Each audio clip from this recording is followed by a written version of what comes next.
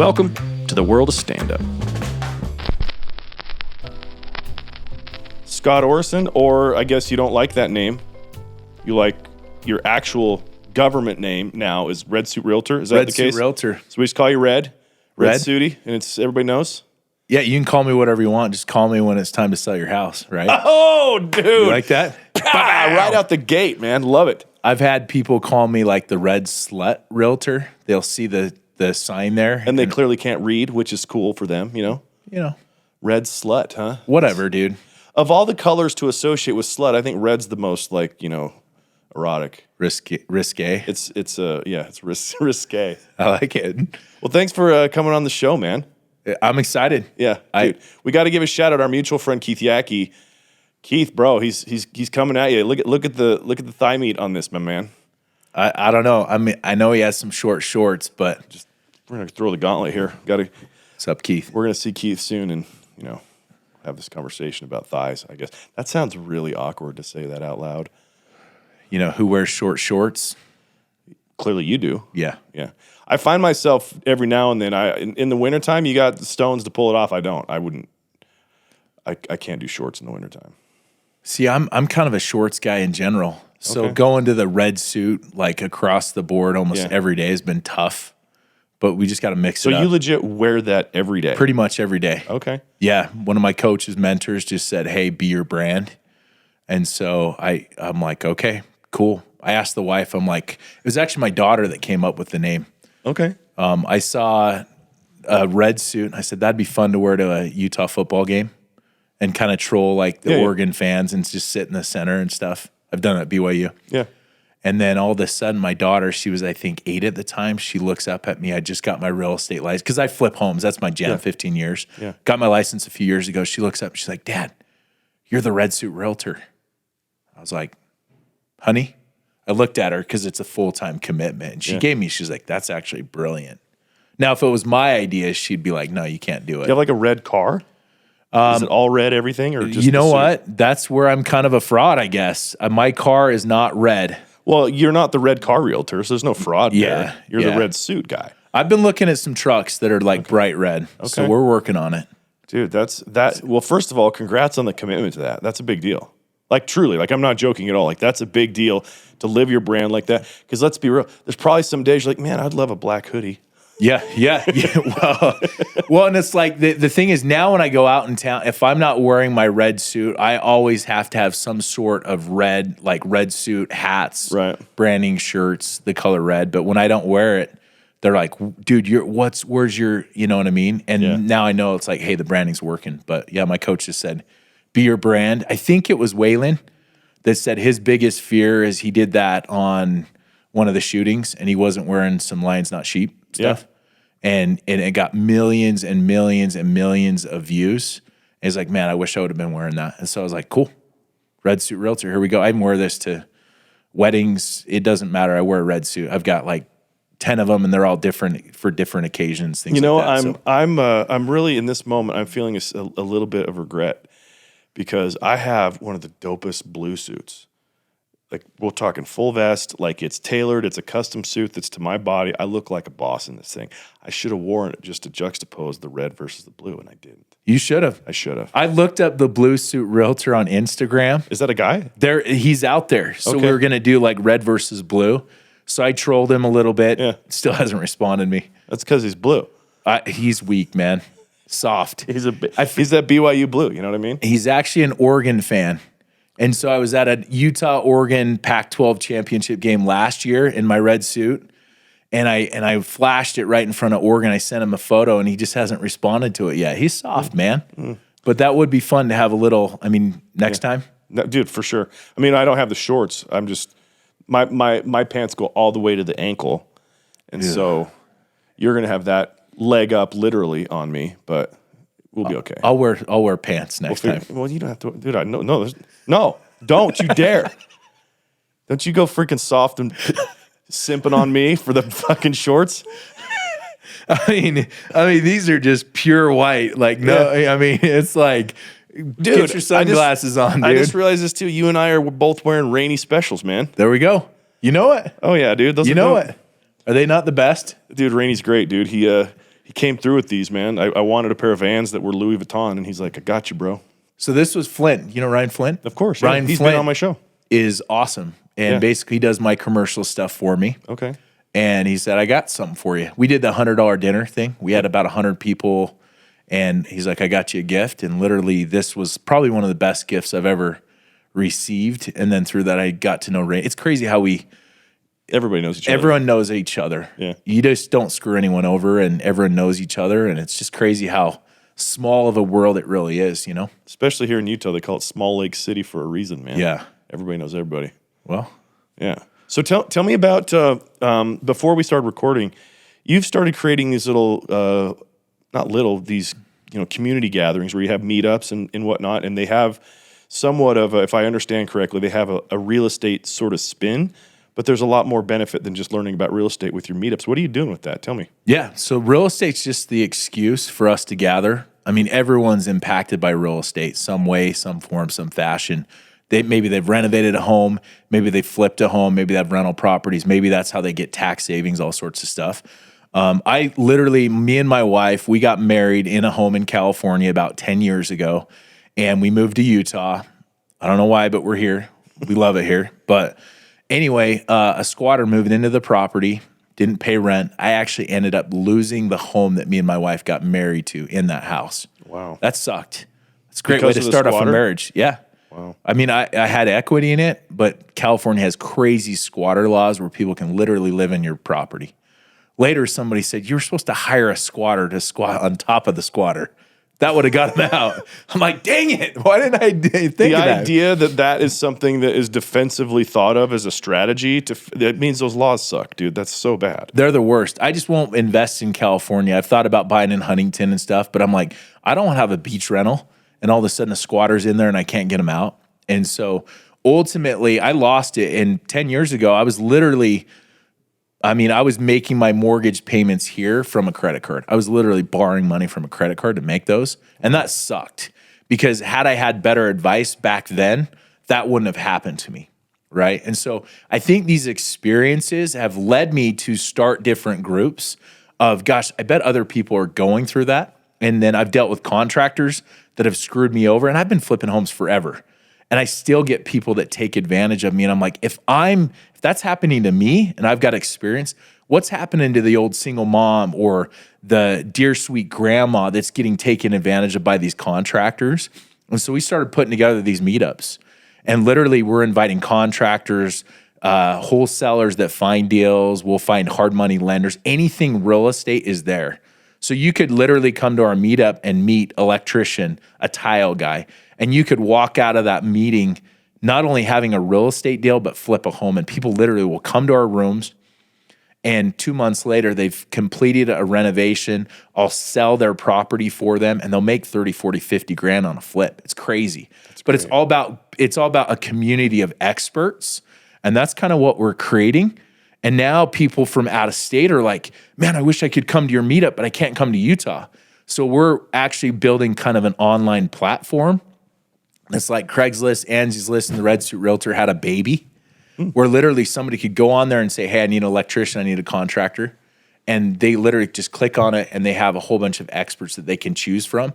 And I'm just kind of playing referee, making sure that people are sound and not taking advantage of other people. So that's kind of the whole idea behind it. But it's crazy what you learn behind the scenes of people.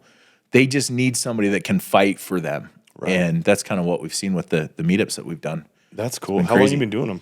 So we started about a year ago. Last December, I was like, hey, Sweeto Burrito, they had this back room. It was a room, that could hold about 100 people in it. And I talked to the manager and I said, hey, what if we brought business to you? Can we use this room? And he's like, yeah. So every Thursday, at this place called Sweeto Burrito in Woods Cross at 12 o'clock. We just all meet, and literally we've gotten deals out of it. It's just, you could be a business owner and say, hey, you do podcasts. Hey, there's a lot of people that need help with marketing that could use your services. Why don't you come see what we're doing? And all of a sudden you could walk away with 5 leads. And so I've realized that it's not about me, about trying to sell real estate or flip homes. If I can focus on the end user and the customer, hey, how can I benefit you? And that's why our room is just growing. And it's just been a great way to connect with a lot of people that are crushing it in that space. Does it cost anything to be a part of your group? No, I don't want to try. I mean, hey, it's $10 to show up. Like, I don't want to be a bill collector. Like, just show up, right? And realistically, we're passing deals. It's almost like the MLS for realtors.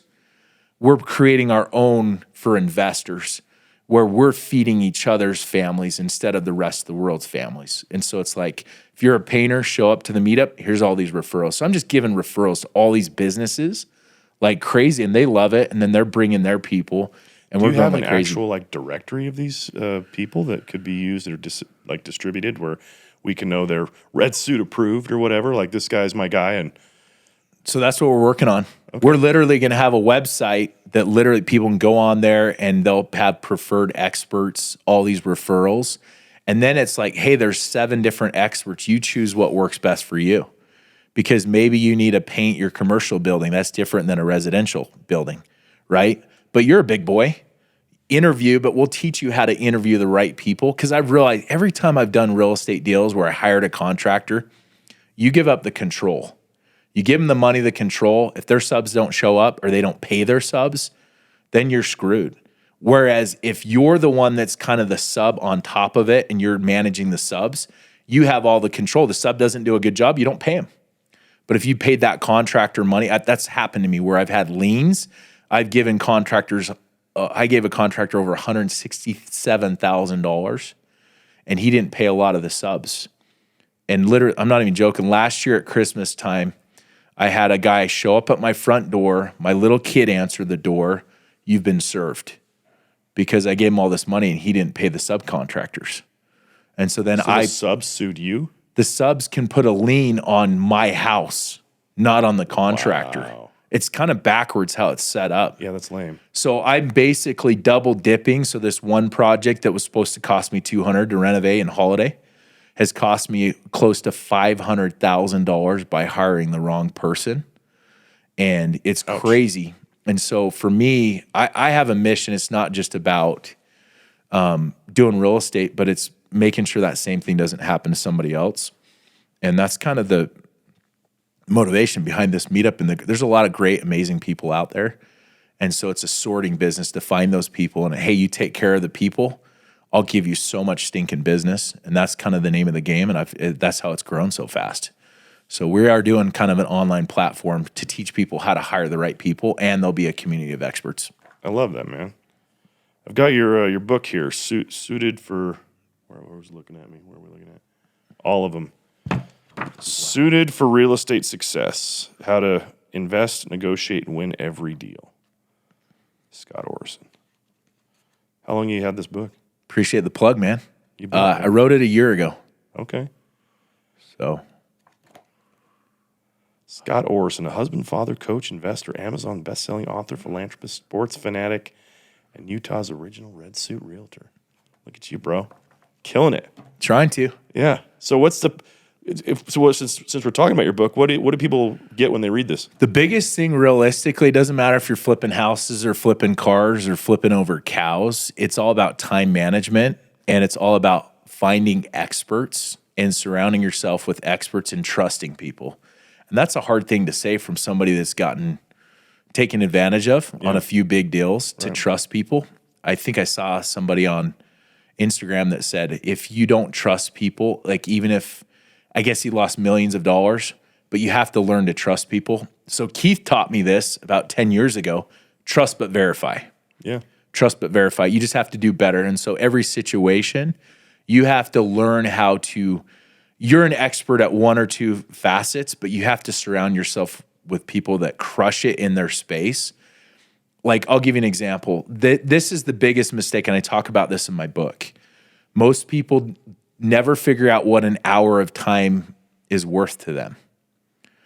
It's the rest of the world tells them, hey, you're worth $20 an hour, right? So I figured out, hey, an hour of my time is worth $500 an hour.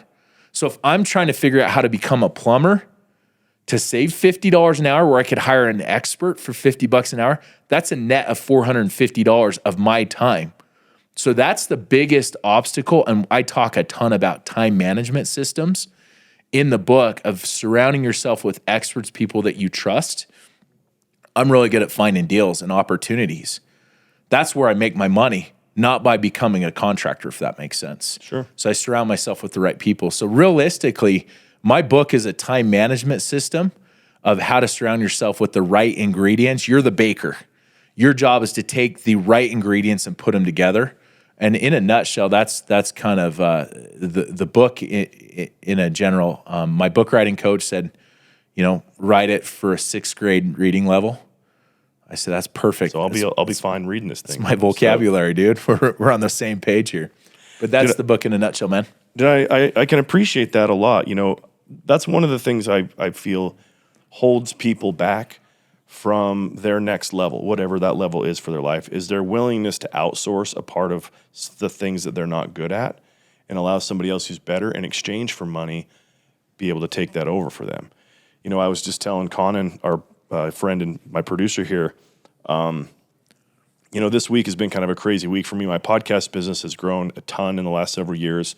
I've really started to reach this fever pitch where there's a lot of money going in and out with everything that we're doing. And just yesterday was the first time I've hired a bookkeeper now, like an accountant to actually help me quarterly so that I'm not getting hosed and just exposing myself to a bunch of nonsense when it comes to tax reporting and how to handle expenses and the whole thing. And it was a scary experience, but it was at the same time I felt this relief because I'm like, I look at the price points of what I charge. I look at the value that we create. I look at the imprint of what I do in my media automated company. And I'm like, dude, there's so many more people out there that I could help that are perfectly designed for me as somebody that needs my value, as well as that I would be tremendously valuable to them and I could really elevate their business.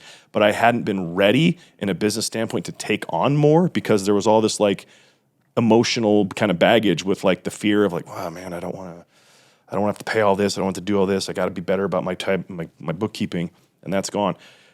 I had the same thing happen when I hired, this is a while ago, but when I hired my first engineer. As a part of my podcast company, we produced episodes.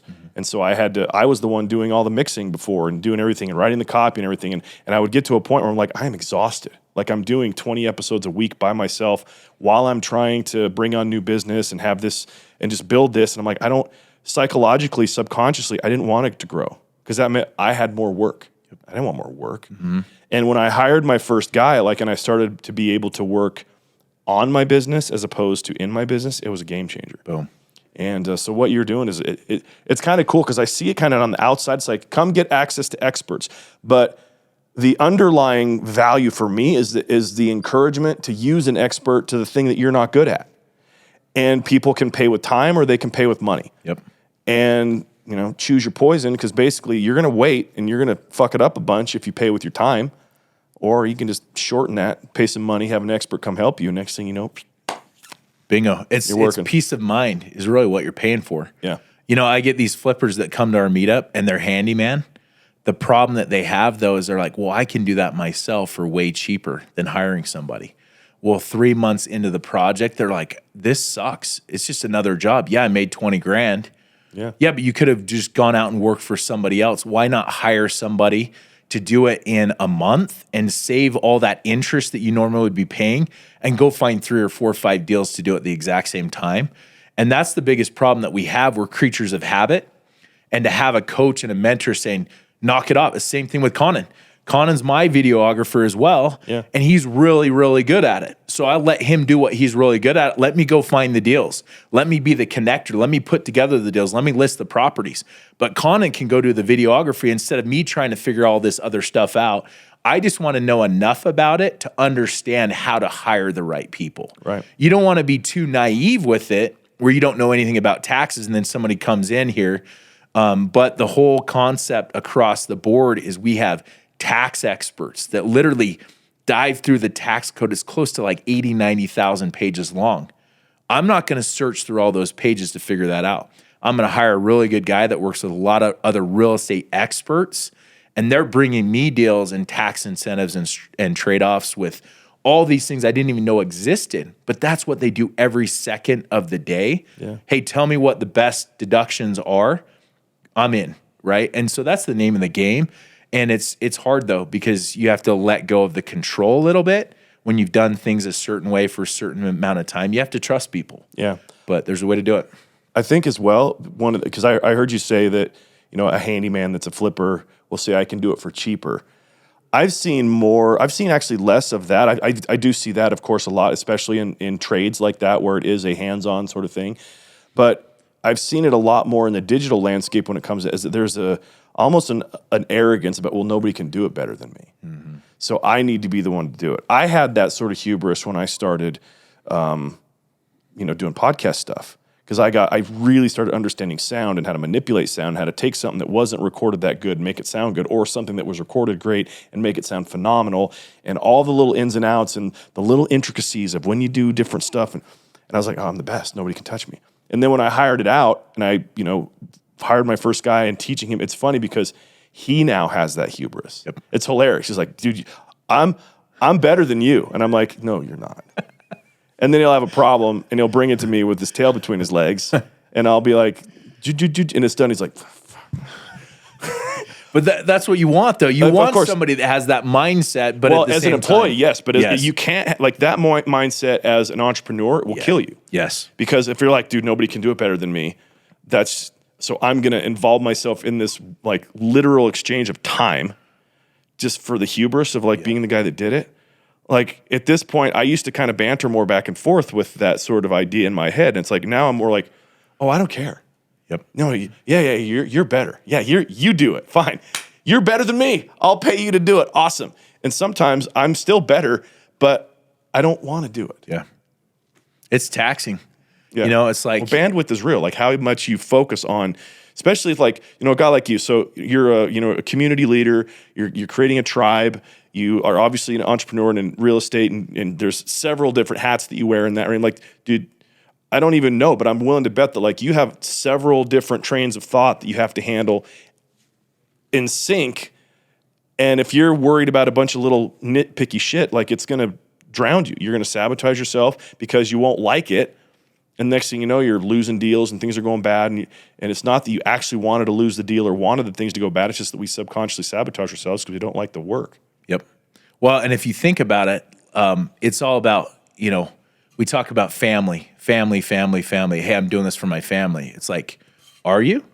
Are you doing it for the family? Yeah. And so one of the things that I like about being an entrepreneur is that you can dream big, but there's so many different things going on that you have to ultimately decide. You have to cut a lot of that stuff out of there.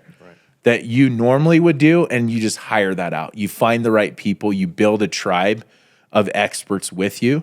But it's like with my kids, a lot of stuff with real estate. Man, how do you spend all this time with your kids? I'm doing real estate with my kids.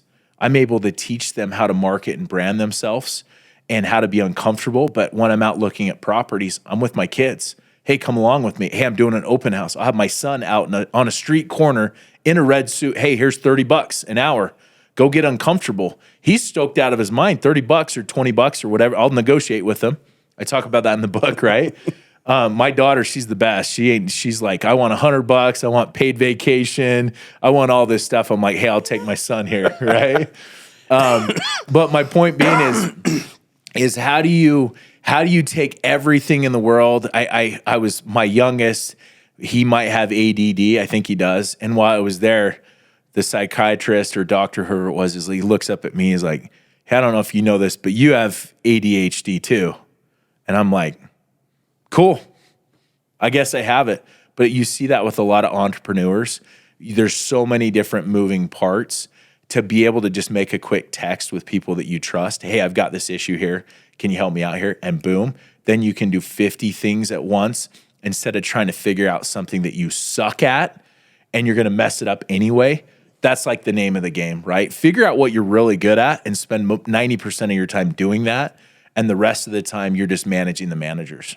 I love that you bring that up. That's one of the big misnomers that I've come across in my career is the idea that you're supposed to get good at the things that you are weak at. It's like, well, no. You just pay someone else to handle that part. And then the things you're good at, get great at. And then when you get great at something, get fucking phenomenal at it. Become so narrow and deep in your expertise that you're undeniable. And that's where you make all the money. That's when you can charge the most. That's when you have the most impact. That's when you're really living your truth, your truth, literally your truth, because you are the truth at that point. You are the one that is the only option, the only answer. So yeah, I mean, simplify, right? Do what you're good at. Yeah. That's going to be the most inspirational. You see it all the time when people try to act like when people ask me a specific real estate, like with contracts and stuff, I'm terrible at them. And I'm a realtor. And I'm like, yeah, but I'm really good at negotiating and marketing and selling houses. But I've got my transaction coordinator that's done this for 20 years. I'll send her a text. She'll make sure it looks really, really good. And that's a huge like you get these realtors that they're trying to be these marketers and investors, and they're trying to save $300-$500 where they could just pay somebody $500 a transaction that might take you 20 hours of your time. That's like $1 an hour. Yeah. Right. And so it's that efficiency side of putting everything together, and then just surrounding yourself with the tribe and supporting their businesses, supporting their brothers. Like, I mean, I've kind of realized I've got my blood family, but like my real family are people like, let's go in this together. Let's go win this together. At my meetups, you don't see any of my family that's there. I'm the guy that was, throwing eggs when I was in high school you know what I'm saying? Like it's hard for family to see as you start to grow. You got the crab in the bucket mindset. Yeah. I want to find, I relate it kind of like a train. I've got my coaches, my mentors. I do a lot of stuff with like Keaton, The Muscle, Limitless Society. I'm part of that group. Sean Whalen. I've got these coaches, people that I aspire to be. They coach me. They hold me accountable. And then I'm here in the middle. And then I've got people too that maybe they're not there, but they want to be inspired. And so as long as you have the hitch out there, willing to pull people along, but also follow these people like yourself that are absolutely crushing it and building those relationships, the train ain't stopping, right? And there's a lot of people too that are like, no, I'm just getting it for myself, but they don't have people that they want to help and support.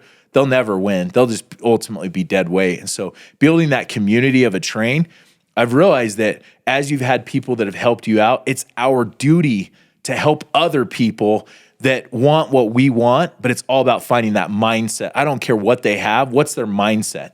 If they have the right mindset, I can help them. If they have a terrible mindset, you can't help those people out. And so a lot of it's sorting and recognizing, we'll get 50 to 100 people that come to our weekly meetups every single week. Some won't come back. Good. That means that there's more seats available for the person that has that right mindset. So it might take us 1,000 people that come into our meetups to find 100 leaders. I'd much rather work with 100 leaders. That's a decent ratio. If it's 1 out of 10, you're killing it as far as finding leadership. Yeah, I'd rather have us. So my whole vision is to help 1,000 people in the next couple of years do a real estate transaction. So I got to create and cultivate these leaders that they can do that same thing, because that's impactful. My brother was my best friend in the world, passed away about 7 years ago, couldn't walk for 30 years. And he could barely talk. He could barely eat. He struggled. He had the biggest smile. Everyone loved that guy to death. And people ask, hey, what's your why? And what's your biggest fear? My biggest fear is not taking advantage of what I have to impact other people's lives and let my brother down that's up there cheering me, rooting me on. He had all these things. He made a massive impact on people's lives, and he didn't have much. Man, I got a lot. I can walk, I can talk. And it's my duty to go out there and inspire others, because I want to kill the disease that killed my brother. That's my why, man. That's really touching, man. I see. Yeah, in your book you have an ode to him that I didn't know anything about that. You were that close to him and what he was dealing with. So that's a good why. So that leads me, Scott, to you have this facade. You're the Red Suit guy. You got your son involved in the Red Suit stuff. Everything's Red Suit. Your book's Red Suit. Book's red. Everything. Who's the guy behind that? Like, what is it that you enjoy about life? What riles you up? What makes you laugh? What's your passions? Like, what do you do when you're not in the red suit for the 5 minutes a day that you aren't wearing that thing? Man, it's hard. I genuinely, it was crazy. As a kid, I was like a bigger kid, played Little League football, was bigger. I was kind of like, yeah, this is crushing it. And then I went to high school, and my family moved from Utah to Texas. Drew Brees was the quarterback when he was 3-4 years older. And man, that Really? was some good. You went That to was the same some good high school as football. Drew Same Brees? high school as Drew Brees in Austin cool. Westlake High School. Okay. But the kids were much bigger, much faster, and they kicked my butt. They were way bigger than I was. So I went from this alpha dog little kid to this like kid that was like my life flipped upside down overnight. I think I hit puberty when I was like 20. I was just that kid, right? And so I got picked on a lot. So then we were in Texas, and then I moved back to Utah. All my existing friends, they moved on, went with other people, and I was trying so hard to be liked. Man, like this isn't how it was when I left. And I mean, I was that kid that was getting into trouble, that was fighting. I had 20, 30, 40 kids after school chasing me after to beat the crap out of me because I'd say stupid things, right? And so I basically went from being this alpha to trying so hard to please everyone else that I was miserable, man. Back in the day, suicidal was taboo to talk about. I was suicidal. I mean, it's hard when you got people spreading. I mean, high school's hard as is. Yeah. And so thank goodness there wasn't social media back then. And then I grew after I grew high school. And that's funny how people that will pick on you when you're little, all of a sudden you become big, you know? And I've been playing rugby for 20 years. That's my passion. That's my blood. But I would what you call a bully's bully, because there were some kids that were mean to my brother, and there were some kids that were really, really nice to my brother. And so my mission out there, you got guys that are just absolute jerks. Jack, I'll stand up to those guys. They don't like me, and so my whole vision, what I love is to really inspire the uninspired. There's a lot of people that took care of my brother and they didn't have to. And I want to stand up for those. That's what makes me feel good, man, realistically. I love the sports. I love to hunt. Yeah. I guess I do now. But I love just to be out there in the community, and that's in my blood. You got to love what you're doing. Otherwise, it's just a job. Yeah. You know, I mean, you're crushing it in this space because I think you have a passion for helping other people. I do. And so behind the Red Suit Realtor is a guy that really wants to help other people genuinely win. When I see people flipping these homes and crushing it, obviously it doesn't affect my pocketbook if it was my own flip, but I've just seen some of these guys come out here and had no reason that they could flip a home and they do it and they crush it, and it changes their lives because it's not the $40,000 or $50,000 that they make on the deal. It's up here that they did it. Because after you've done one deal, it's easy to do 2, 3, 4, 5 deals because you broke the ice. And so for me, it's just a vision of really supporting and man, I'd be toast if I was on a desert island all by myself, just because my blood is to be around people and connect. And you know, as much as I flip homes, I feel like I'm more of a connector than anything. And I feel like business is all the same. It's just you have different vehicles as far as what you're doing with marketing, branding. Doesn't matter what it is. You have those fundamental principles with business. And if you get really, really good at those, marketing, sales, branding, but consistency, that's where most people fail. They do it as a 1-week commitment. Yeah. No, dude, this is a minimum 5-year commitment, minimum to succeed. Ed Milet said it best. Long-term thinking helps with short-term decision-making. Most of the decisions I make, hey, what's going to help me today compared to what's going to help me 20 years down the road, even if you have to make those sacrifices. Yeah, that's good.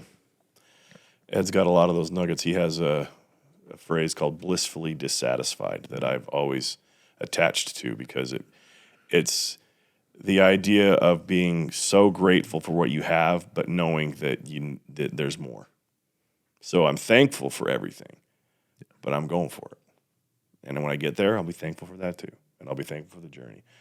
And I love that story, man. Like, sounds like you triumphed over some challenging stuff. Yeah. You've been married for 10 years. Well, coming on 15 years. 15, sorry. Where did that get the 10 number? There's something with California. I think 10 years. So we ended up, I bought the house in 2008. Okay. Took 3 or 4 years to even foreclose on. So it foreclosed, I think, in 2012 is when the house actually foreclosed on. But I bought it about 15 years ago. Me and my wife got married in that property. Okay. But it was weird when I was writing the book. It was funny because I had maybe a couple. I just wasn't an Instagram guy. My coaches are like, "Dude, you're an idiot." There's so much like marketing that's free. You have to like start understanding the social media game. Yeah. So I hired an expert that helped me clean up my page. And it's so funny with social media, like the social standard. Like, you know, when I started out and I had 200-300 followers, I write this best-selling book. I'm like, wait, this guy writes this best-selling book and he's got like 200 people on Instagram. Something doesn't add up here. You know what I'm saying? Yeah. But it's funny because, you know, I'll tell people like what I've learned the past years. I hired this person, spent $250. They helped me clean it up. They showed me how to do it. To get to those different levels, you know, just double your efforts. So, okay, I'm going to weed out all the people that really don't provide much value to me. I'm just going to unfollow them. I'm going to start from scratch. And by doing that, you get more solid, consistent followers. Okay, I'm at 250. How do I get to 500 followers? Okay, I'm at 500. How do I get to 1,000 followers? Okay, now how do I get to 2,000? Now that you get into the thousands, you'll get random people that wouldn't follow you if you only had 200, 300 followers. But now that they see that the world says it's okay to follow this person, that you're scooping up all of these different people. So if you're trying to build your business, the first thing you need to do is get your social media, because that's the first thing that everyone looks at. Yeah, it's your business who is card this nowadays, person? yeah. Yeah, I mean, my book and my social media is my business card. Where's your business card? It's Instagram. Go on there, send me a message, because that's how I communicate. Then you have the whole channels. And so I've learned a lot about that. I don't need to be an expert at it, but I understand how it works. And then you can hire those experts to help you behind the scenes with it. But it's just crazy, the process, as far as like always be learning. I got a 4-year degree, and I feel like in business, you can learn more in 2 weeks than you can in a 4-year. Mine was like a 6-year college hiatus, but you understand the game. Extended degree there. Yeah, those are like doctors and attorneys, right? Those were kids that went to 4 different colleges. Yeah. You know, They were drunk Thursday nights. That's what those kids were. yeah. I don't know what you're talking about, man. Where'd you go to school? So I started out at the U, Okay. University of Utah, and then I actually went to UVU. I couldn't pass the test, math, and I'm pretty good at math. I couldn't pass it. So you had to keep retaking it. So I went to it was UVU, which is Utah Valley State College, whatever it is now. And my GPA shot through the roof. And then I actually finished up at Utah State. Okay. So I went to 3 different colleges, and then I stopped back up at the U. So your like college affiliation fandom looks like a pride flag, basically. It's got all the colors in it. You know it. You know it, man. You know it. I mean, I turned down Dixie State. Well, I mean, that's an easy one to turn down. They were just a little too, you know, Dixie State was just too political for me at the day, right? Utah Tech. If it was Utah Tech, I'm in. But Dixie State. I've heard about the gnarly political scene at Dixie, you know? I mean, just all those white kids down there. Did you hear someone just fell off the roof there? No, I didn't. Somebody just fell off the roof like 2 days ago and just. Hopefully they landed on their degree, because that's about as much use as he's going to get out of it. Too much caffeine. Hope he's okay, whoever fell, but yeah. He just got a lot of. Anyway. Are you from here? Are you from Utah? What's your story, No, man? I'm a transplant, man. Like I moved. Well, I guess I could be considered a Utard now, but yeah. I moved here in '97, fresh off a mission. In a former life, I was a Mormon. Cool. And I was in Brazil for that. Came home, got married 5 weeks after I got home. My man, that was slow. That was slow for the average man. Oh my god, dude, dumbest thing ever. These Mormon kids that I see nowadays that are just like scared to get their freaking dick wet without getting married, and then they do the dumbest thing ever by jumping into a relationship that's don't. Okay. Anyway, so I did that, and that was that brought me 2 lovely daughters and 7.5 years of marriage. I'll put it that way. Fun. Yeah. And it was after that I met my wife, and we got married shortly after that, and we had actually worked together before my divorce, and I've been with her now for 17.5 years. But I came to Utah in '97, and I haven't left. Love it. But I've been feeling a real pull out of the state, if I got to be honest. There's a success principle that I truly understand and believe, and that's that your environment dictates your success. And I've been feeling that I've been doing my best to involve myself in more, communities and tribes and things and trying to, create more stuff. But I've been feeling kind of stagnant. Like I need to get out of the state, move to Scottsdale or Southern California or something just to get into a different mindset of that. But it's probably good for your kids too. How old are your kids? so I have a 13-year-old daughter. So between my wife and I, we have a 21-year-old son, and that's Amy's previous marriage. He's like my son. I've been around since he was 3. And then I have a 20 and an 18-year-old daughter, and they live in Oregon with their mother. And then Amy and I have my 13-year-old daughter together. Dude, we have the same story, dude. Really? Seriously. I'm on marriage too. Okay. It was kind of the quick thing. Yeah. I literally. My man. But yeah, let's go. Let's get it. I'm not even right? giving freaking pounds for that, dude. But it does happen, right? That's what you're supposed to do. Yeah. No. Don't do what you're supposed. That's what the world. Do what you want to do, right? I wanted to get laid. Is what I wanted to do. And seriously. So I got married instead. Yeah, and then it stops happening. Then it stops happening. Oh yeah, no shit, right? But my oldest is like 27. Okay. And from my second marriage, but Did you have him when you were 8? Well, like how old are you, dude? I mean, what can I say? I told you I was the man in high school. Didn't you listen to that part of the story here? No, here's the thing. Like, so my oldest is technically my stepson, but he never really knew his dad. So he's my son. I'm a grandpa. Okay. The red suit grandpa. But he's got a granddaughter that's 2, and then I've got 3 other kids with my current wife right now. And they're 8, 10, and 12. Okay. And then 26. But it's crazy as far as like the journey, like how stuff happens. Yeah. That was supposed to you were supposed to get married, dude, after 5 weeks of craziness, but it's well, you bring up an interesting thing about the 2 sides of the coin. There's regret, and man, if I wouldn't have done that, it could have been so much different. And then the true butterfly effect of like, well, if that didn't happen to you, you wouldn't be where you are now with the skill set and the understanding that you have and the results that you have. And so I look back at that, and even though I would never have done anything, if given the choice, right? If we had that magical moment, like if you could go back, that's the hardest question to answer because so much nonsense and pain came out of the dissolution of that marriage. And since that marriage it's only been the last couple of years that my ex-wife and I have been able to be civil to each other. Yeah. So much so that last January was the first time since our divorce that we were in the same room together. Wow. Like it was gnarly. And I look back at that and I look at all the challenges that have existed in trying to have a relationship with my daughters while they've been in other states, and I've tried to chase them around to corral them, and everything was always difficult. I was always on the downside of something. It was never easy, but I did it anyway. And I look at this and I go, man, if I could not have to have dealt with that, where could I be? I don't know. But it's a useless thought in a way because it's like there's no answer to it. It's not like I actually could go back or that you actually could go back and change it. And so it puts us in a position where we're like, okay, so since that's not changeable and I can't control the past, how about we control the future? How about I control my now? How about I make better decisions now that are going to affect where I want to go? Well, a great point to that. I mean, half the world has been divorced, right? And it's like, oh, this and that. And it's like, look, one of the things when I'm looking to work with certain people, I try to find out like, hey, I was talking to someone the other day, he's going through a divorce and he wants to do real estate. And I said, you know what? I actually really want to work with you. He's like, well, why is that?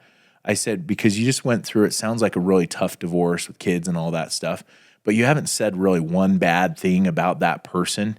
There's those people that are trying to go back in the past and change it. And there's those people that are trying to go ahead and learn from those experiences. Yeah. Dude, that's huge because that tells you, like, are you forward thinking? Are you thinking of what Uncle Rico from 20 years ago, I'll throw that football over that mountain, right? I mean, seriously, like you want people that have actually gone through certain things in their life because then you got the people that literally their whole lives, they've been sheltered, they hit the first bump in the road and then they are a disaster, right? Yeah. It's like these people that have never had issues growing up through high school. Maybe they never touched booze, drugs. They never had issues, never had exes. They marry their high school sweetheart. And then all of a sudden that first time they're like, man, this is just kind of boring and mundane. And then all of a sudden they hit it and then they just turn into an absolute wreck. I like it when, I went to an event in Charlotte and the motivational speaker said, honor the struggle. These people in China are really good at math because when they have an issue or a problem, they throw the kid that sucks at it the most up in front of the room. And he has to struggle through that whole process instead of the teacher's pet that gets up there and knows the answer just because it's easy.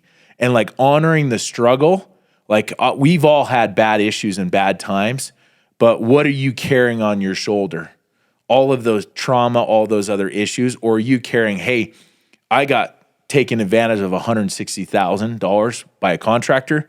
I'm going to sit around and cry about it the rest of my life, or I'm going to utilize that to motivate and build this massive group to potentially millions and millions of dollars to help other people go out there and succeed and win and not learn from those mistakes. And that's the hard part because we all have our issues. Yeah. Everyone has their issues and problems. And so like, as you're bringing that up, I'm just sitting here thinking the forward thinkers, they're the ones that are they're going to crush it. The ones that are always and it's okay to like have therapy sessions and get it out and talk about it, but you'll talk to some people and they lead with that. You bring up an interesting thing because it's a reality. This is a truth. We can decide how we see things. So there's the simple facts of, who, what, when, where, how even. Those are very simple sort of like, well, who was there? Why, what was there? Why were we can then use that information to decide for ourselves how we choose contextually to describe whatever that is. So when we look at our pasts, we can look at it as a learning experience. We can look at it as that we got screwed. We can look at it like the sky fell and that everything sucked and God hates me because he let that happen. Or we can look back and be like, that set me up for the perfect moment, which is right now for me to go do exactly what I want. And I've done a fair amount of investing in my own mindset and in my own like understanding my conscious and subconscious mind and how they work together and how they create results and this partnership that we have with the universe to create things that we want and how to handle things that we don't want and the resistance that we put out there to things that we think we don't want, but you're actually part of the plan and having there be, faith in the outcome and faith in the process. And when things don't show evidence that it's actually working for us, that's when we have to have the most sort of faith, when we are clear on exactly where we want to go. Because when you want a big life, some things have to be rearranged for that life to be able to be handled.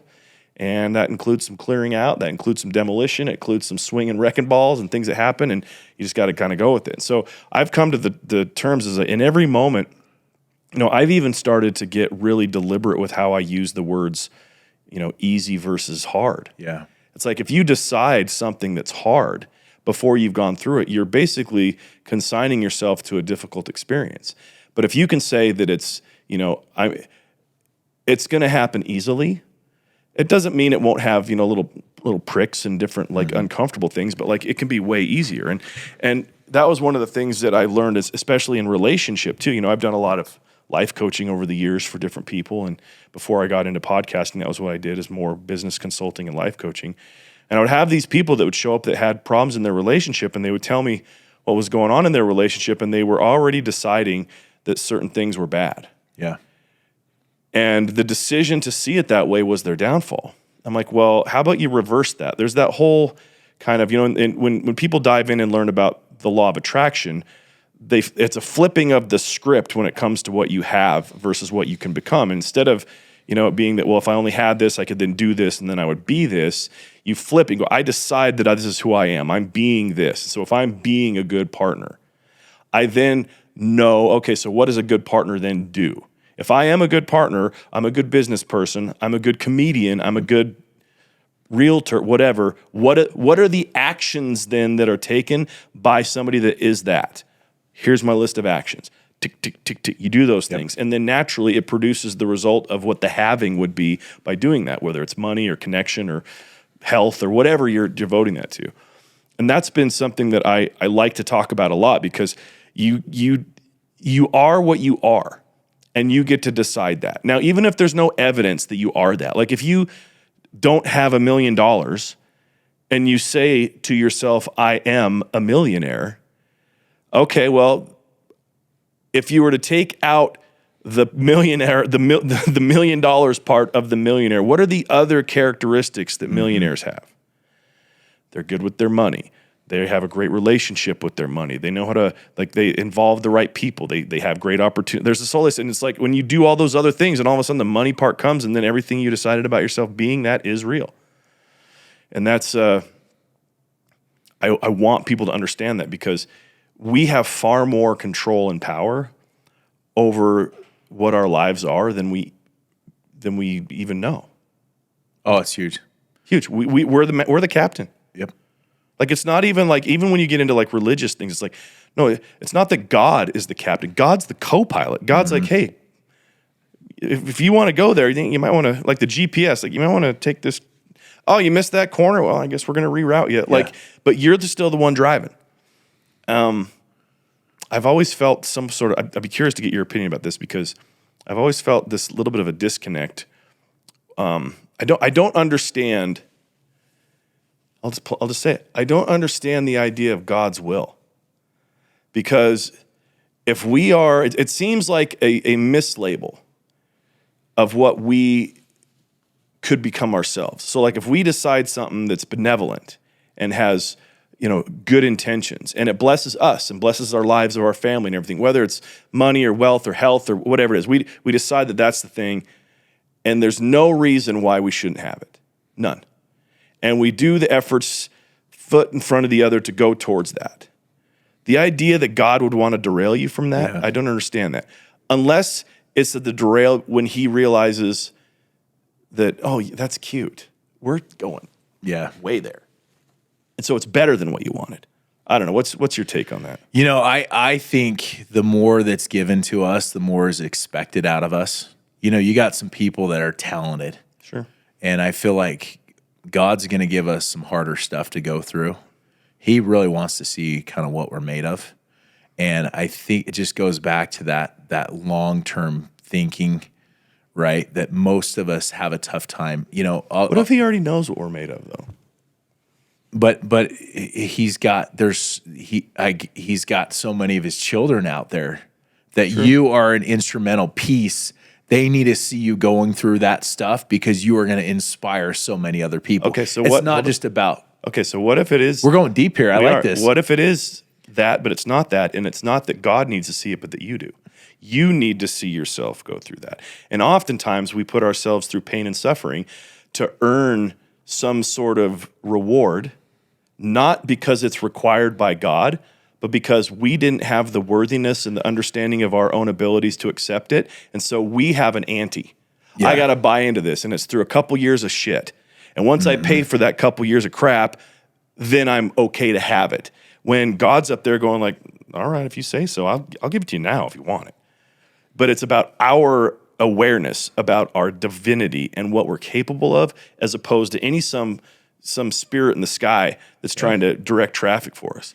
I think that we're in the playground. And like when you have kids, when you go to the playground with your kid, you're keeping an eye out so they don't do anything stupid. But for most of the part, you're just like, they're going to have fun. Oh, look, they nicked their knee. How that's cool. You need me to kiss it, sweetie? Like, you let them do their thing. Mm-hmm. That's how I think God looks at us here. Is like, we're just all doing our thing, and it's a bunch of ants in the anthill. And he's like, man, you guys are idiots in some of these ways. Hey, they got this little group over there doing good. Okay. And as far as like how we put ourselves in a place of need for tribulation is far more real than him putting us in a need of tribulation. I don't know. It's just I think you're onto something. I mean, it's kind of like I coach football too. It's kind of my passion. Love it. I probably wasn't that great growing up, so I was like, I'm going to be that super senior coach. And I had one of the coaches come up. He was being a dad coach at the time. Other kids were messing up, but not his kid. And I said, hey man, you got to stop being a dad coach. Like, this is during the middle of the game. Like, I'm trying to coach all of these kids, not just your kid. Yeah. And he didn't like it when I called him dad coach. He did not like that. But you know what? I'd much rather tell you what you need to hear than what you want to hear. I'd rather hurt you with the truth than kill you with the lie. And at that time, I felt like, dude, knock it off being a dad coach. And he's like, well, you should be coaching all these kids the same. I was like, absolutely not. Yeah, when is that They're ever real? all different. I'm like, I don't even love my kids the same. I love my kids, but they're different kids. And I feel like God is the same way. We have different talents. We're on here at different times, different locations. He loves us, but he loves us differently in a different way with our different needs. And so as you're bringing that up there, but going back to that, a lot of times when you prepare something, you're thinking, okay, I'm going to prepare to this to the group. A lot of times you're actually preparing something for yourself. Yeah, 100%. A challenge for yourself that you need to get through. And I do that all the time. I'm like, yesterday in our meetup, we're like, hey, man, we're all going through these challenges. Man, I got all these flips. I got all these recreational properties. I got to offload these. How do I do these, right? To the group where I'm talking to myself. Hey, put your money where your mouth's at. Offload these properties. There's going to be some amazing deals coming up here shortly, but practice what you preach. And it's like, okay, I'm getting that out to the universe that I can't be giving all this advice if I'm not willing to take it myself. And if I put it out to the universe in a public format, I'm holding myself accountable. Whereas most people will never say anything. It was like when I wrote my book, do I just write about the good stuff? No. You got to write about the bad stuff, about the foreclosures, about how you were a loser and you got married in a house and it got foreclosed on. Because I need to own my stuff, which most people don't, right? And that's the biggest issue I feel like most people is truly owning their issues. It doesn't make you weak. It actually makes you strong. When you say, I messed up on this. This is what I learned from it. This is how I'm going to impact myself and impact others with it. And I feel like God has visions for us, but it's all different. Everyone's on a different vision. If it's you go to church to get it or you're spiritual, I just feel like God can connect to the soul a different way for every person. And God will let you know like what you should be doing and what you shouldn't be doing. If you have to talk yourself into doing something, it's like a deal. It's probably not the right deal. Yeah. You just got to go with your gut. And a lot of times God's telling you to do that, but he's also providing us the life jackets where, hey, yours is like the GPS. You still got to swim. Even if you have a life jacket on you, I'm going to help you, but you still got to swim to make it happen. Have you ever read the book Conversations with God by No. Neil Donald Walsh? It's a fascinating read. And as somebody that was, truly religious for a long time, it bridged the gap for me in kind of a lot of the misunderstandings that I had about God and religion and faith and that whole thing. And he uses in this book a metaphor when he refers to us, and he talks about that basically every human being here is like a mirrored shard of God. Mm-hmm. And that God reflects through that mirror back to us, and that basically any experience that we have relating to God, and either when we pray or petition or offer thanks, or when we feel guidance or any of those things, it's a mirror. It's coming from some sort of divine place inside of us that's already there, and that we haven't been willing to tap in and to recognize. And he has this very bold, like it was really difficult to read the first time, where he talks about how he understands that he is God. Wow. He makes that declaration. He's like, when you can get to the point where you can look yourself in the mirror and you can realize that you too, you are God, you will find all the creative power that you need. You'll find all the trust that you need. You'll find connection and resource that you need. It was this really impactful thing. Wow. And as a guy that grew up in the, as a Mormon and went on a mission and everything, like there's a big part of that sort of like evolution, that like the goal is to become like unto God and to live like that, with the reality as far as the religion professes that you will be one day. And I'm looking at this going, well, wow, that all those things kind of coming together. We're so much more powerful than we give ourselves credit for. We try to act like we're kids all the time, but we're already gods in embryo. Like we're creators. You look at, anybody that studies the writings of Jesus Christ, one of the main things that he did first was he was a creator. Mm-hmm. He created the earth. Like, so if we're going to be like unto Jesus Christ, we are responsible to create our world first. Wow. Okay, so let's create our world. What does my world look like? Most people don't even know what they want. I bet you in your community there's a lot of guys that are doing that, not knowing why they want to do it. They think that the money is going to give them some sort of freedom or whatever, and it's going to tap into some other stuff. And the reality is it probably will, and that's a good thing. And, business principles are real. You do them right, you win. That's very simple. But at the same time, like the personal growth, the journey of the person, to be able to go through that and realize, well, what do I want? That was one of the things that really kind of that I was attracted to with, our mutual friend, Sean Whalen. He hammers on that question. What do you want? Mm-hmm. What do you want? What do you want? Like, if you can't answer that with precision and dignity, ask again. Yep. there's so much like creative power that's lost for us, for you, anyone to have the life that they want by simply not knowing what that looks like. Bingo. I had a guy do a ride along with me. So we do boot camps. We'll go through properties, property tours. We'll rent out like one of those nice fun buses, limos. Nice. And we'll go look at properties. Let's make it fun, right? So a guy's like, hey, I want to do a ride along with you. I was like, cool. Sounds like you're a cop. I did a ride along with this guy. He was a rookie, you know? I was like, cool. So the first thing was, okay, I need help moving a fridge. Cool. Welcome to the world. I should have just had Home Depot deliver that refrigerator. Yeah. This sucks, right? But it's the negative sides. But as we're driving from Centerville up to Huntsville, I flip in areas that I want to spend time at. I love Huntsville. You got lakes, but I have so many memories with my family. We've owned a ton of real estate up there. So we've always had a cabin that we'll use it for a year or two. You get sick of it anyway, sell it, get way better tax benefits. So I buy properties up in Huntsville. It's only 30 minutes from my house. I said, let's go look at one of these flips I'm working on. And the whole purpose, he's like, well, how do I make money in real estate? How do I do this? How do I do that? And I said, you got to forget the how. You got to understand the why. Yeah. I said, on a scale of 1 to 10, 10 being the highest, how serious are you about real estate? He's like, I'm a 7.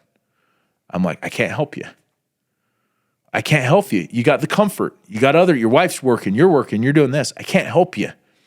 I said, look, if somebody kidnapped your daughter and said, you have to be a successful entrepreneur at real estate over the next 12 months and you can have your daughter back, how serious would you be about real estate?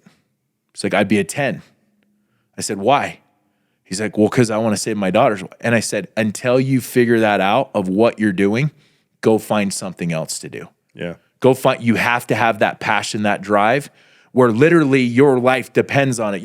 Not even your life, your family's life depends on it. You have to have that mindset in everything that you do, or don't do it at all. Go find something else that you're passionate about. Otherwise, you're just going to float by in mediocrity. My point being is the people that win, not only in business and real estate, they have that mindset that I'm going to make it happen. And those are the people that I'm going to work with. And so how do you get there? You've got to reverse engineer it like we talked about. Yeah. I say, well, why do you want to do it? Well, I want to spend more time with my kids and family. That's what everyone says. Why?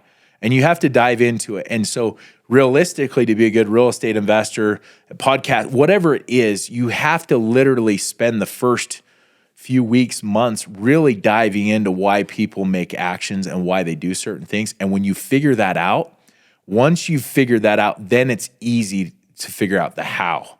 So in life, you got to figure out the why.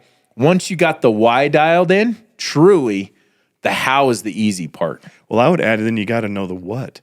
Like, what are you doing it for? Like, when it comes to, it's really easy in entrepreneur world to just talk about money and toys and cars and houses and trips and all that stuff, which is great. I love all that stuff. I enjoy a lot of it myself. But there comes this point, I love having conversations like this where a lot of people that are on the grind, like they're working towards a thing that they haven't intellectually arrived or even emotionally arrived at that place. So like, well, what if you get it? Like, what if you become like a multi-millionaire that owns, 20,000 doors? What if that happens? Who are you then? Do you know who that guy is? Like, how would that guy be different than who you are now? Because go do that. Figure that out. And the scaling of that from a personal level, people don't look at goals from the vantage point, rarely they do anyway, look at goals from the vantage point of what happens when they get them. Yeah. Because this thing happens where you get bored. Like if once you get what you want and you're no longer in the romance of the grind, like I'm doing it, man. I'm sludging. I got the commitment. I'm in it. Like, yawn. Okay, you got it now. Now what? There's so much data in those experiences of when you meet the goal that will tell you how easier it is to get the goal and make it to where you'll shoot for bigger goals. Yep. It's bingo. Human behavior to me is phenomenal, especially my own, because I can spout all this shit, and I don't do a lot of it myself. But I do a lot of it myself. I'm a pretty evolved person when it comes to how I address my own, mindset and that. But there is a lot of silly things that we do. We like the romance of the grind. We like the idea of like, no, I'm in it, man. What happens? I'm working hard. Well, What are your results? Dude, I like being like, dude, I ain't working for shit. Yeah. My business automates itself. I tell dick jokes in a dark room to strangers, my man. Life is good, you know? I had to envision that idea at one point and realize, wait. Because we've all had that point where we've reached a goal, even if it's a small one. And then we're like, well, it's Christmas morning now. I see the gift and I'm like, well, that's cool. Now what? Well, I think it comes down to control more than anything. You're either I'm curious about this. You're either the puppet master or you're the puppet. You're either controlled by somebody else in their schedule saying you need to be here to make $30 an hour, or you're the person that has created that business, that leverage where other people are working for you. It's all about leverage, right? And so it comes down to control. Do you want to control your schedule or do you want somebody else to control your schedule? So as a realtor, look, I love working with certain clients. A lot of clients I'm not a huge fan of because they're like, hey, Scott, hey, Red Suit, I need to go see this property in 20 minutes. No. I'm controlling my schedule. Hey, Joe, I got this killer property. Let's go take a look at it. This will be fun. That's the difference there. Most people don't control their schedule. They're controlled by other people's schedule. Right? I think they like it. I think they do. Well, they're used to it. Yeah, they're used to it. And it's the system that's taught us to go to school, get an education, go work for somebody else. It takes so much self-assurance and confidence to stand in a place where you're the boss. Because when you're having people do things because you want them done, like people that aren't in the midst of that don't realize like what happens when you get pushback from an employee and they don't like what you're doing. Like, do you listen? Do you give them what they want? You have to know. You have to be resolved about what you think is the best and what you want. And that resolution had to come from some sort of contemplation, some moment of contemplation, right? So, yeah, that's why all these pieces of the parts of this conversation are great because it's like you got to know what you want. You got to be willing to see that you got it at some point. Even if you don't, you got to like, what's it going to look like when I get this? And then you have to look at all the other like characteristics and behaviors of what it takes to maintain. Think about with employees or when you're making a sell, right? You have to be willing to let them go. It's the people that are like, oh, you got to do this. Come on. They're so desperate, right? The law of abundance with employees where it's like, hey, I want to help support you. This is the vision. This is what we're doing. If that doesn't make sense, one of my mentors, like the best was, hey, if it doesn't work, I totally understand, right? So you're not coming across a certain way. And then all of a sudden it's like, no, I want to be part of that, right? And so coming back to that mindset, you have to be willing to let people go in order to win. And you'll bring that back into your fold of what's going to work best for you. I was talking to somebody about this yesterday. You have to do what works best for you. You can help as many people that you want, but by your rules and your schedule, not on their terms, not on their schedule. Otherwise, you're going to be pulled apart. You're literally going to be ripped apart and you're not going to do much, but you got to figure out what you want. You got to figure out your schedule. And as you help people, it's got to be on your terms, not on their terms. I think that's a part that a lot of people really, really struggle with. But to your point, a lot of people think about a dog. A dog does so much better when they're trained properly than when they're not. When you let a dog run free, it's not a happy dog. It's not a happy animal. When the dog is controlled, right? And it has its boundaries and things like that. I think a lot of people are just like, hey, I'm used to just somebody telling me what to do and that's how I can get by. But you have to have that mindset. That's part of the reason I wear the red suit. It's kind of to the world. Why are you wearing that? Why not? Because I want to. Because I can, right? It's just like, I'm going to do what makes me happy. If it doesn't make you happy, guess what? That's your problem. Yeah. I'm going to wear this. And you know what I mean? It's kind of like to the world, it's okay to be different. It's okay to be you. Yeah. Like if it's your favorite car who cares what the world? Society tells you, and you see this with Instagram, I got to be this certain way. No, you don't. Be what makes you happy. Seriously. Just do and I promise you, that mental hurdle that a lot of people really struggle with, and why people can't do that because they don't work on themselves. They don't read books. They don't hang around with people that are very successful. Right. Most of the successful people I've seen, they just don't talk bad about a lot of people that are below them. Oh, they rarely. I mean, they might have a commentary, but it's not like a gossipy type thing. It's a who, what, when, where. Like, it's facts. This guy had this happen, whatever. Like, nothing like, oh, this. They're talking about the people they want to be like. Well, they have other stuff to handle. Yeah. They're busy. Isn't that crazy how the world works? And I've noticed that too. Like, the negativity is like, you know, it's a reflection of your negativity. You're talking negative about somebody. When you leave, guess where they're going? Right. They're going to start talking negative about you and vice versa. It's so true, dude. It's just a mindset. It's a mindset. It really is. Like 99% of everything is a mindset, how you spin certain things. Like you hit it, like just from talking to you, I didn't even realize we are our own version of our own little gods of our own worlds here on this. We can control. Yeah. We can create. We can motivate, we can support, we can be that shoulder. You know what I'm saying? And it's I'm even saying like we actively do, even when we don't recognize that we're creating. Our life is our own creation. We just have to claim it. We can't blame victimhood and all this other stuff. No, there are parts of everything that we have a hand in. Yeah. Okay, that's a heavy crown, but wear it, you know? It's powerful, man. And just, I loved your example about the dog because I think we do need to keep our bitches in check. You know what I mean? Like, we've got to have it be that's a good way to put it. Yeah, I mean, it's factually accurate. Those words factually work with that example. So well, and you have to put in our life, what are those vices in our life that we have to put in check? Yeah. Right? Where you have to be able to, this is where I'm going to struggle, compartmentalize. Did I do that? There we go. I just had to say it slow. Good job, Lenny. You want to play with the rabbit? Slow here. How do you take all those issues, all those problems, and how do we put baby in the corner? Yeah. Put those things that we're struggling with in the corner instead of putting them in front of the opportunity. Yeah. You have to learn how to segregate and divide. Okay, these are the issues, these are the obstacles, but guess what? I got experts that can help me out with all those things. Like my biggest fear doing real estate was getting sued forever.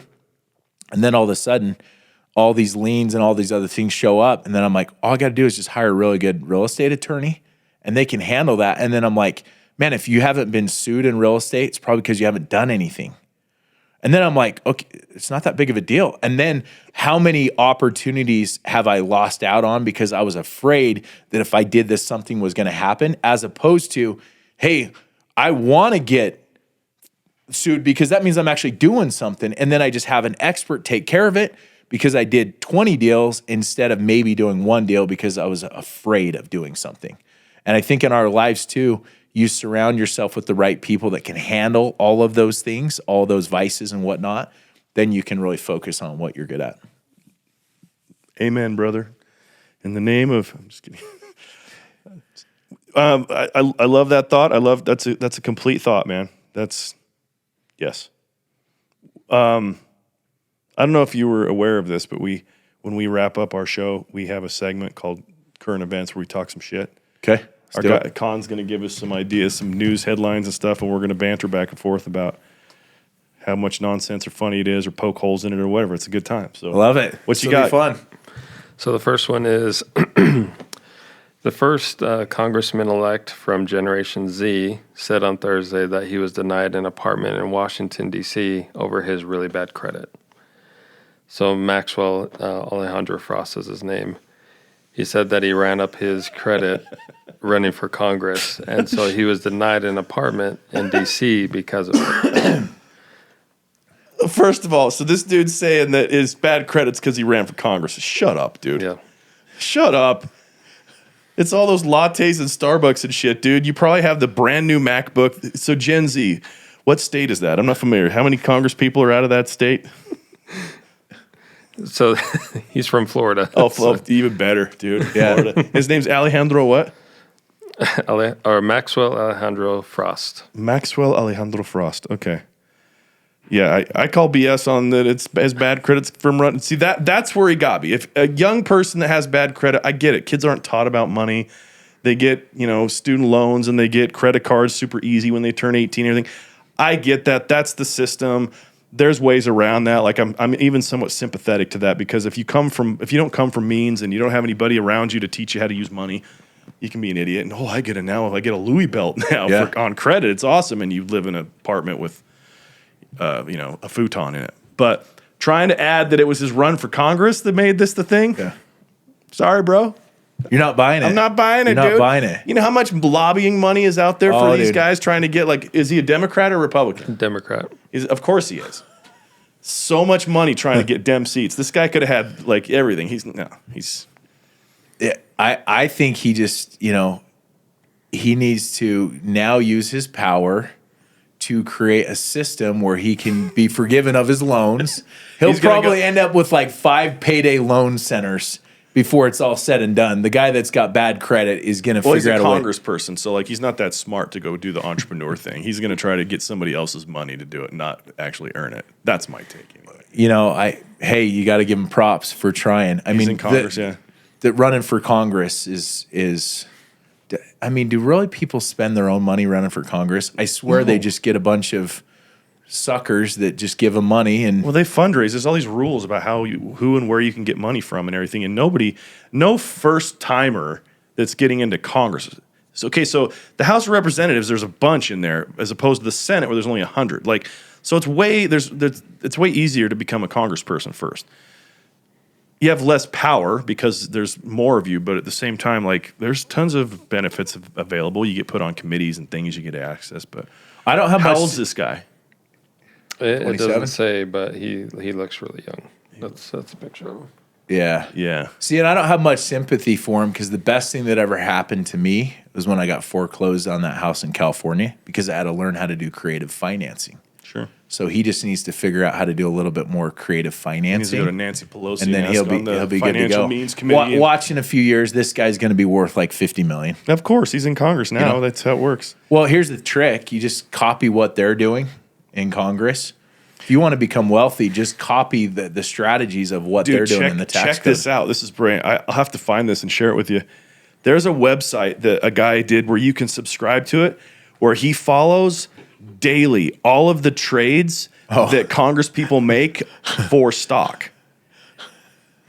Dude, and his percentage of gain return is through the roof. This guy never misses. Oh, yeah. So it's of course, Nancy Pelosi is going to get some news about some chip thing in Taiwan that she goes to visit, and then she comes and does a $3 million, buys she shorts it because she goes, whatever way. She made tons of cash on it. It's I'm going to do what she did. Oh, sorry. It was Paul, her husband, that did it because she wasn't doing it. Well, they're always worth 10, 20, 30 million. Their answer is always book sales.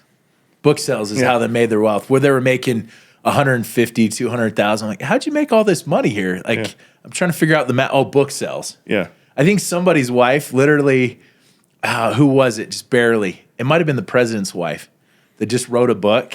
And I think it only had a couple hundred book sales across the board. Because they're horrible. Even Hillary Clinton's latest book was immediately on Amazon's discount shelves or Barnes and Noble. It's nobody reads this crap. You kidding me?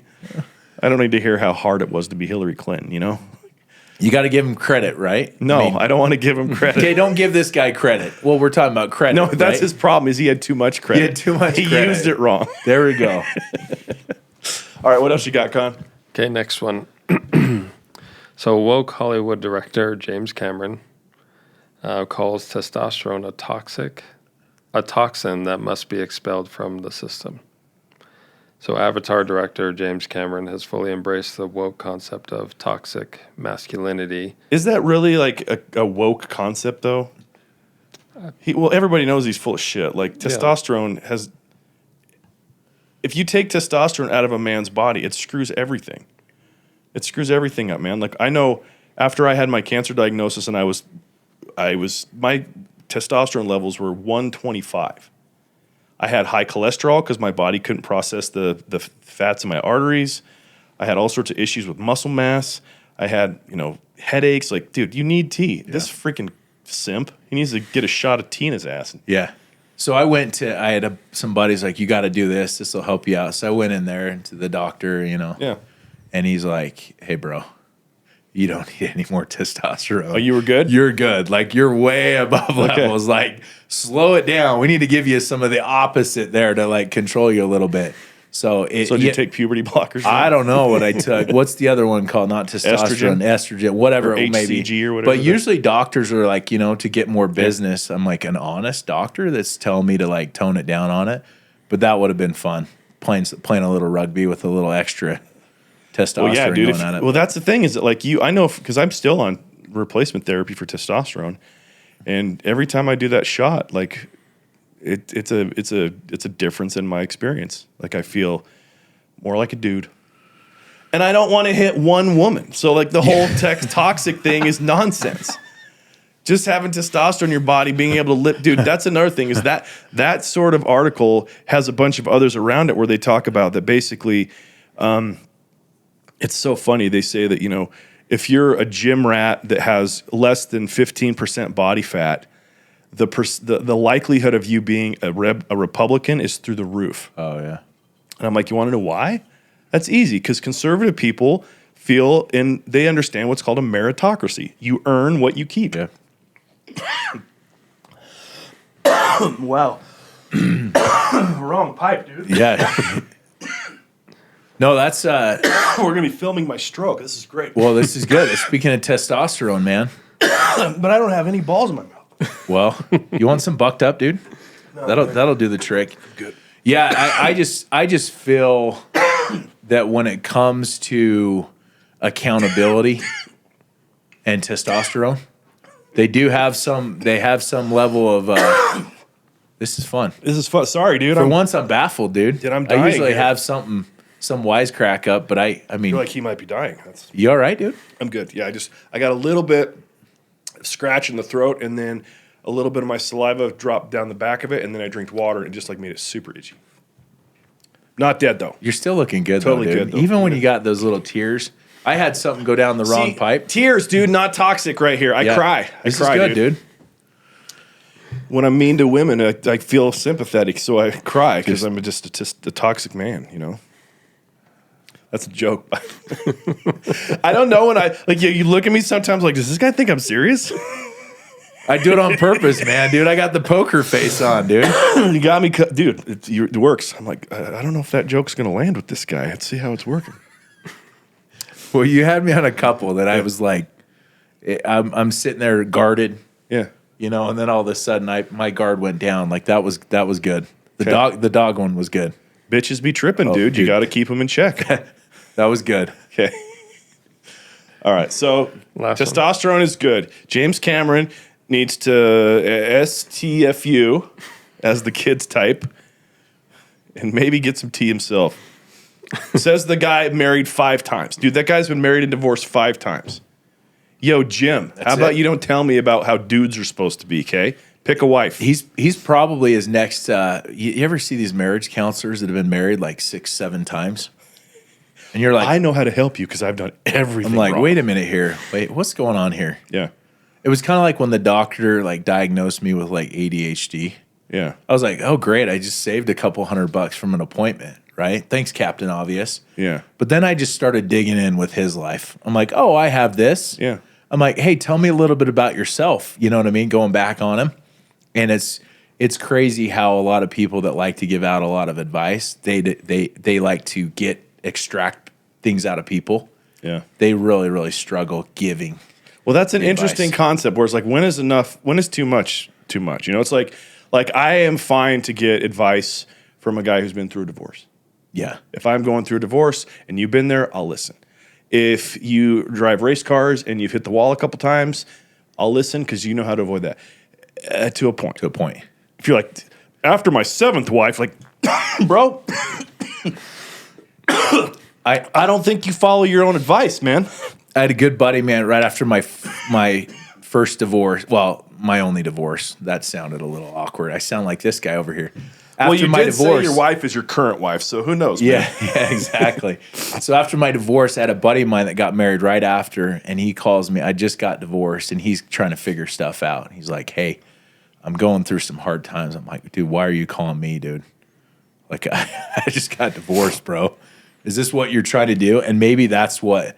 Then I kind of realized I think he was trying to get out of his current situation. So of course he's calling me. He needed because I just got out of it, and it wasn't like I'm trying to save this marriage here. Right.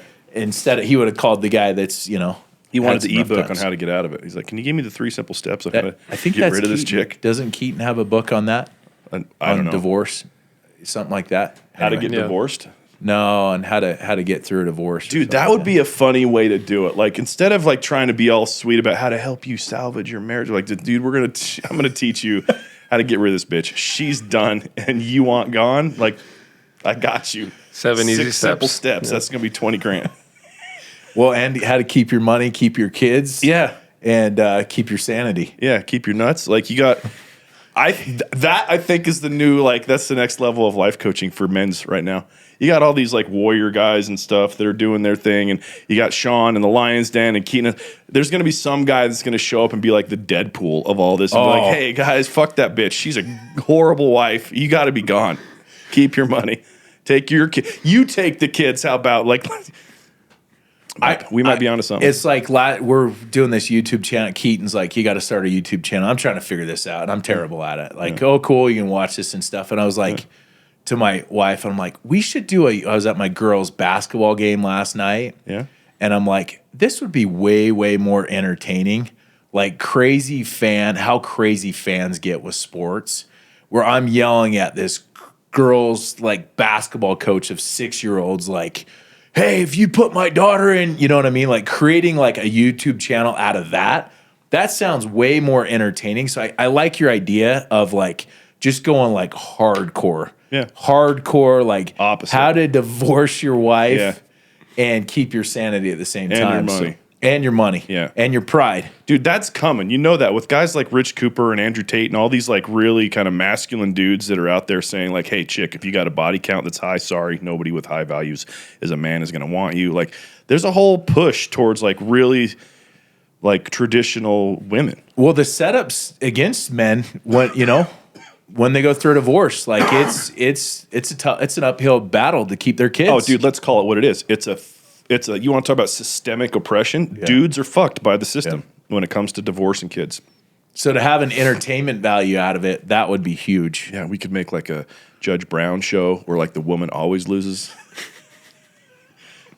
See, you got me on that one right there, dude. Oh, you're such a feminist.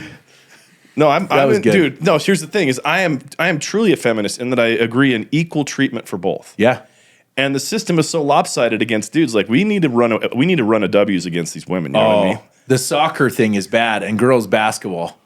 Did you watch that Bill Burr special, Red Rocks, where he talked about that? You know who the comedian Bill Burr is, right?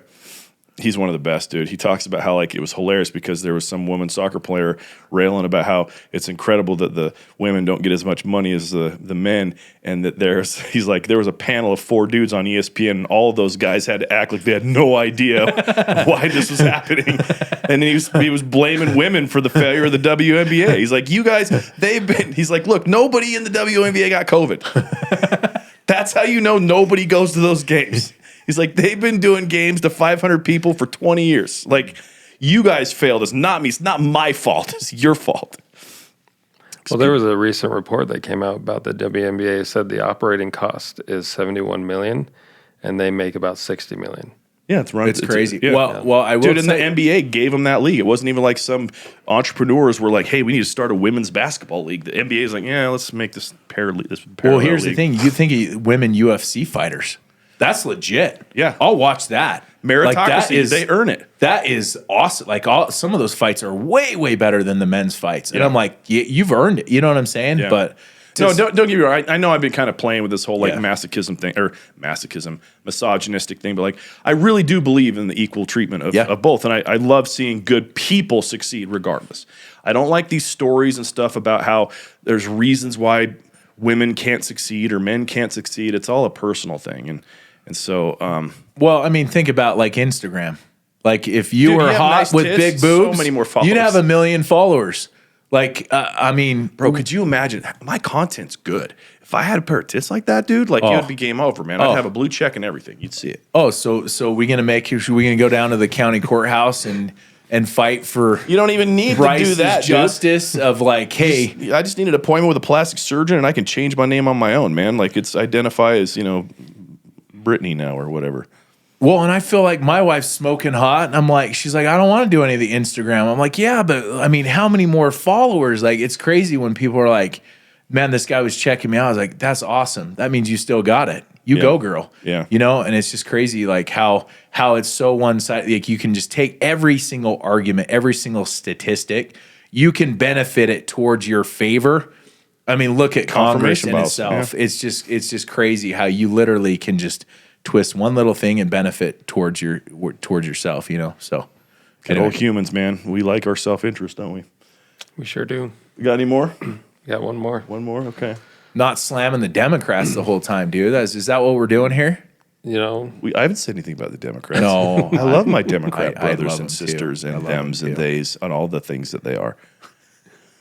We need something to talk about, right? Well, yeah, because of just the wonderful value provided by They bring a lot of value all of to them, it. many Yeah. thems, not Many just the them. one them. Well, So this last one. So Elon Musk, he took over Twitter. He's been cleaning house. Love it. And so he ended up firing Twitter's Deputy General Counsel, James Baker, in light of concerns about his role in suppressing of Hunter Biden's laptop story. Yeah, dude, this was a mess. They didn't even know he was still on staff. That guy is he used to be an FBI in the FBI over a lot of this stuff and was responsible for a lot of he was one of the main points of contact for social media when he would call up from the FBI saying, hey, this needs to go away. wow. And so as the attorney for Twitter, like I heard that the first release of the Twitter files, which went through all of the suppression of the Hunter Biden stuff and how it went through the process and everything, like there's a concern that they have that they didn't even see all of it because he was the one that was curating all of the information before it got to Taibbi, the journalist. But it doesn't surprise any of us. No, it's Twitter is changing. I'm on there a lot now. Yeah.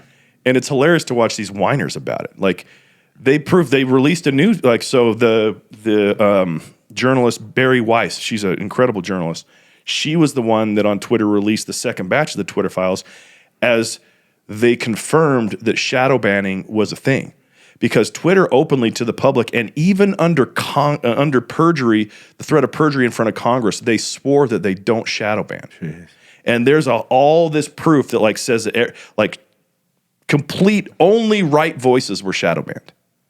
And minimized reach, cannot amplify. There was like all these different levels when you read through the stuff of like they're basically saying like if you had a good idea, nobody's going to see about it. And I was having a conversation with my wife because she's like, well, I get that it's a big deal, but like, why is it that big of a deal?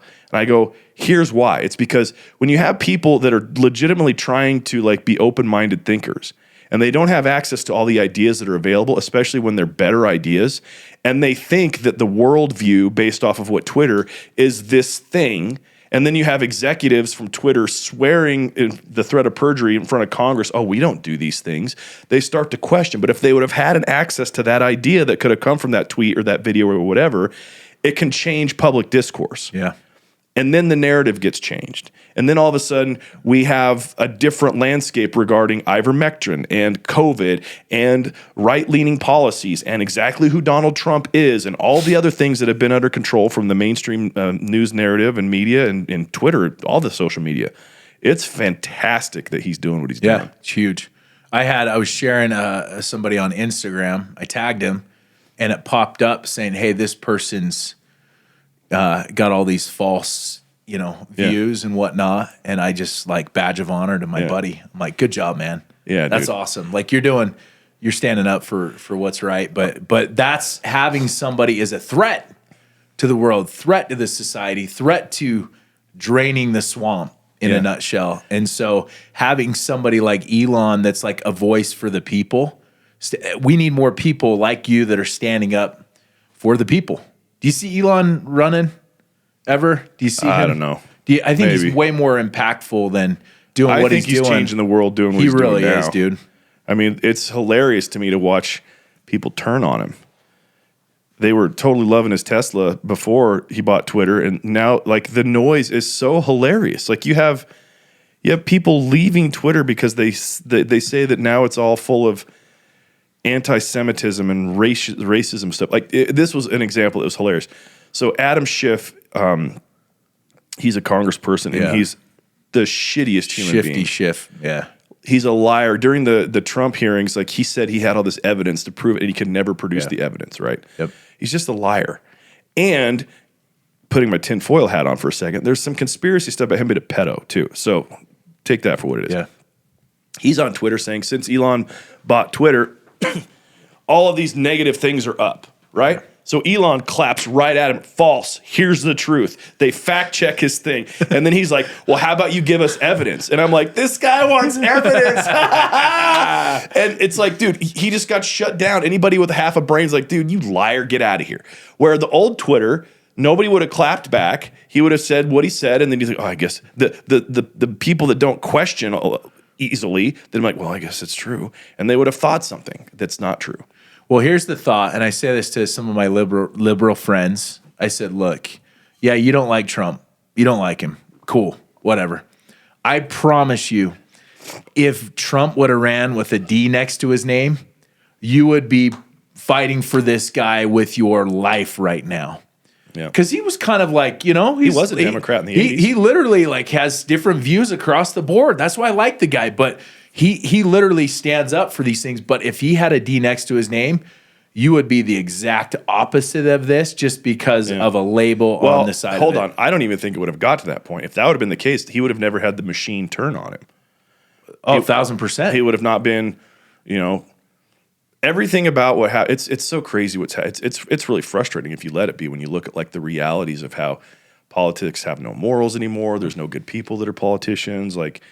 And we forget that there's 535 total of all those idiots. And there's 330 million Americans. Yeah. Hey, guys. Yeah. Why don't we, And most of them haven't done anything in like the real life. They've been lifelong politicians. They don't have real life experience. So they can't relate with people. Oh, and they don't know how to make money. Like, it's hilarious to watch like lifetime politicians be on committees that are overseeing like real businesses. Yeah. I'm like, you don't know anything. Well, if Trump ran as a Democrat, he'd still be in the office right now. I mean, yeah, he never would have though, because he knows they're about as soulless as it comes. Dude, they're both bad. Like I get frustrated now when I look at the state of the Republican Party. Trump's got his issues now, man. Like he's kind of coming unhinged, and he's not. Yeah. And there's some legitimate like integrity issues when it comes to voting. The Republicans didn't do anything in the last 2 years to try to fix it. They didn't bring up anything.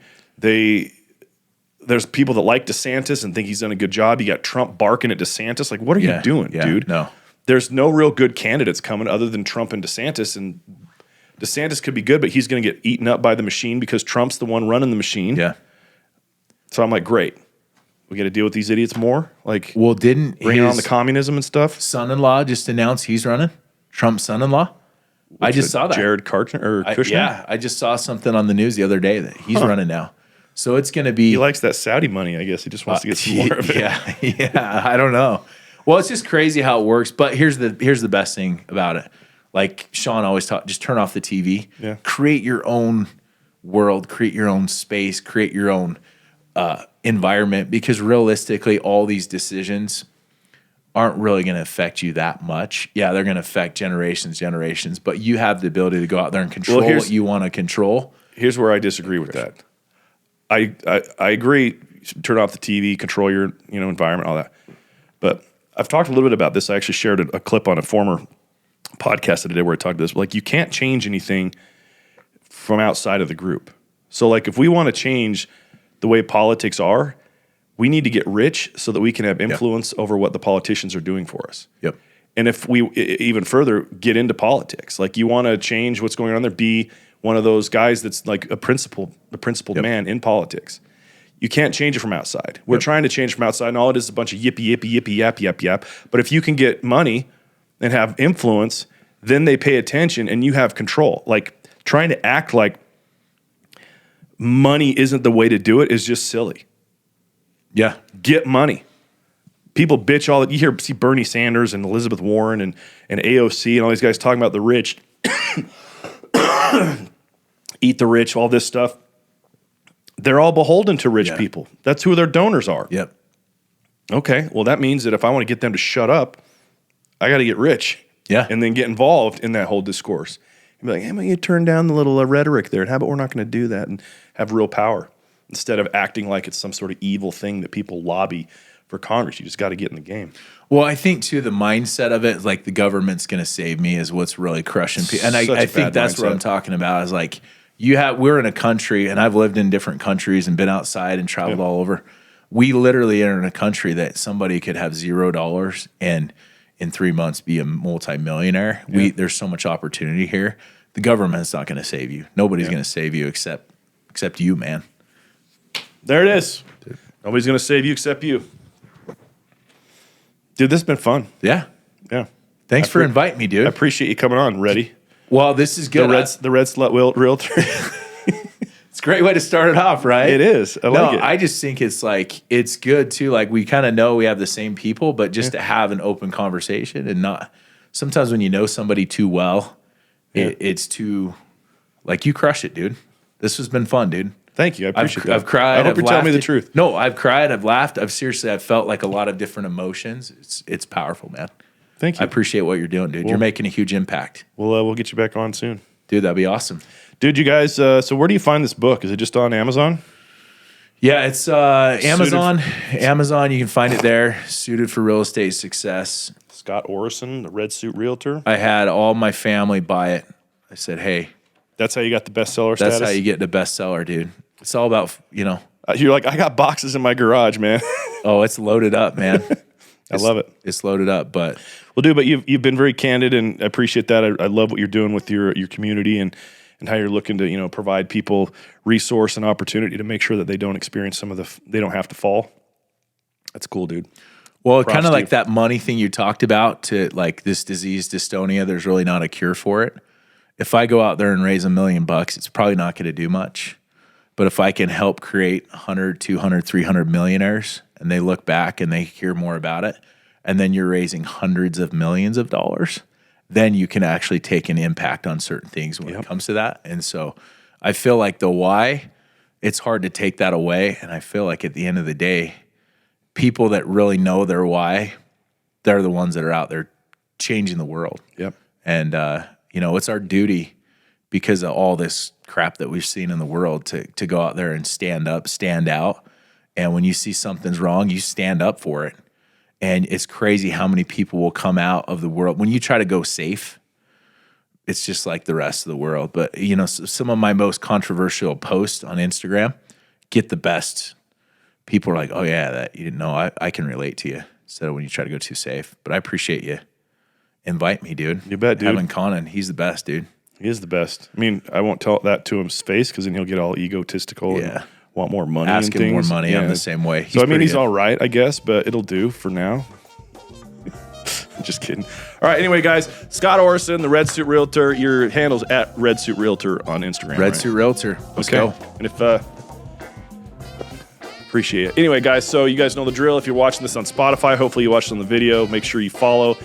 If you're watching it on YouTube, please subscribe, share it. That's how we make more impact and have more laughs and have more fun, is by this getting into the eyes and ears of more people. So please make sure you do that.